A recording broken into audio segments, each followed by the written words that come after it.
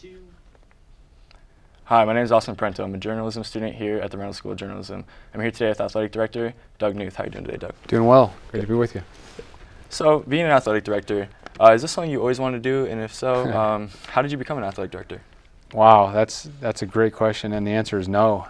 This wasn't like my dream job. This wasn't something I've always grew up wanting to be an athletic director. I grew up outside of New York City, and as a young kid, when you look up to the adults and the people around you, kind of the aspirational people you want to be like someday, just about everyone I looked at got on a train and rode a train into New York City and worked on Wall Street. Mm-hmm. And so as a kid, I always dreamed of working on Wall Street and being a financial analyst or being a trader or being a certified financial planner or something. Mm-hmm. And it's funny because even today I still love that aspect of the world, and I follow it, and it's kind of like some people watch Sports Center. They watch ESPN and watch Sports Center and say like, wow, it must be great to work in sports. Well, I'm the guy that works in sports, and I watch the financial shows and go, man, it must be great to work on Wall Street. So it's just a funny deal. But I frankly, I got lucky. I think stumbled into my job, and I played tennis in college. And when my 4 years of eligibility expired, I had one more semester of classes at the University of Connecticut. And so someone approached me and said, hey, would you like a part-time job in the athletic department? And we'll pay you minimum wage, but you work a lot of hours and get some experience. And I said, yeah, well, sure, what do you do? And they said, well, we're in charge of athletic development. And I said, what's that? I have no idea what that is.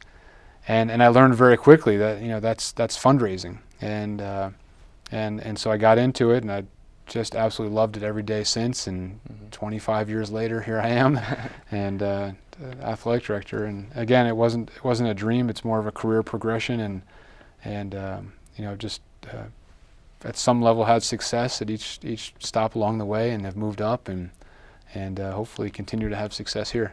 Definitely. Yeah. Well, before you came here in 2013, you worked at the University of Utah for 8 years. You worked alongside Chris Hill, the athletic director there. He's been there for 28 years. Maybe what are some of the things that you learned from him, a guy with that much experience? He's amazing.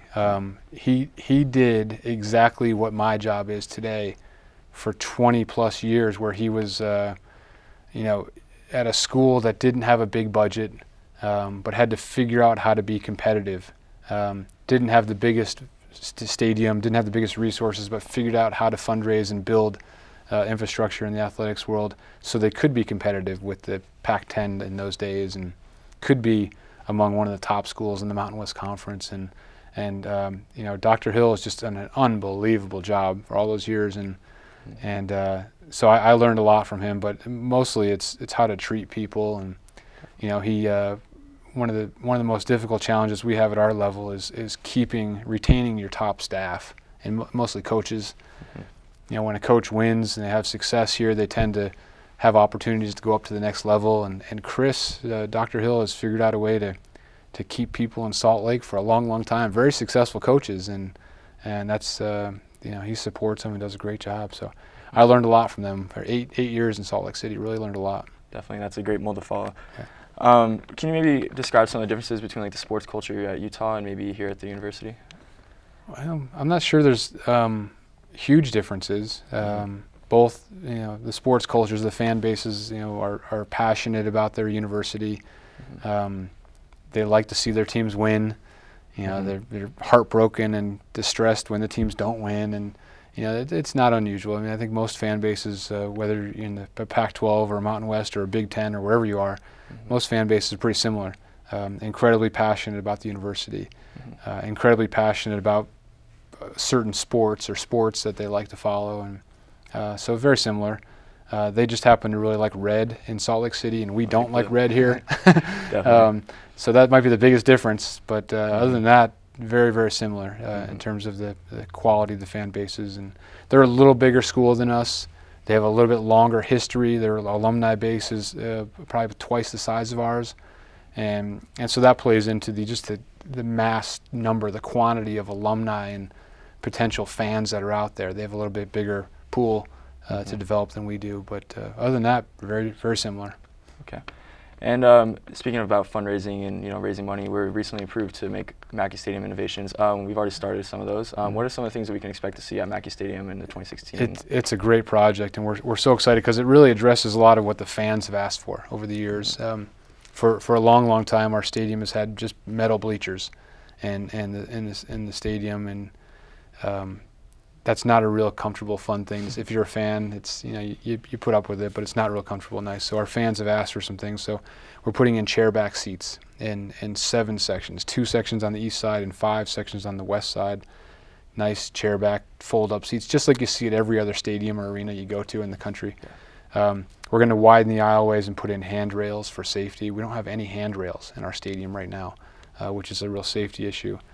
We're going to triple the amount of what we call ADA, wheelchair accessible seating in the stadium for our fans that have accessibility issues. That will triple the number of spaces there.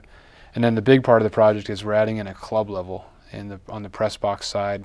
If you can imagine a big banquet hall space that seats about 300 people with a full service kitchen and beverage service and everything else, there'll be nice club level seats on that level, and it's going to be really nice. That'll be a great thing for the 6 home games every year, but also throughout the year we'll have that space available to use for campus activities and holiday parties and graduation parties and whatever else it'll be used for. So Definitely. It'd be pretty nice, and hopefully somewhere down the road, and I hope soon, we have a new scoreboard and sound system in the stadium, because that again goes back to the fan experience, and we want to make sure we have a really great fan experience. So the more comforts and more amenities that we can provide, it makes it more fun for our fans to come to games and cheer for the Pack. I definitely think that's something the fans will really appreciate. Yeah. So ever since your arrival in 2013, the athletic GPA has risen to 3.121.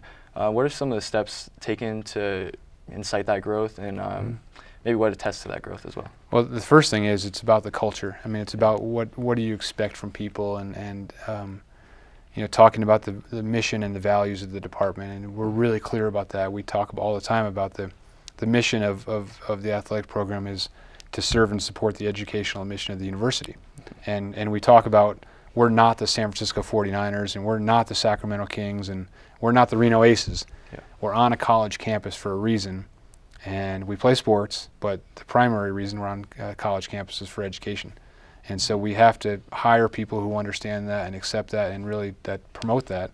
And so we hire coaches that believe in that education comes first, and we want to win ball games. We want to win like crazy. Believe me, we want to win as much as anyone. But we want to make sure we win in the classroom first. So our overall department-wide grade point average is almost 400 students, all combined is a little over 3.1, which is remarkable.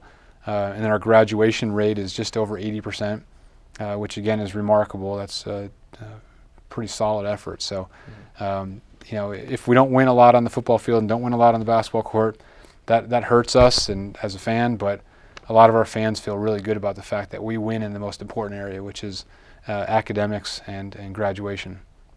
That's awesome. Well, I'd like to thank you so much, Mr. Knuth, for coming Thank by you. today. My pleasure. That's going to do it for us from the Renner School of Journalism. Thank you so much.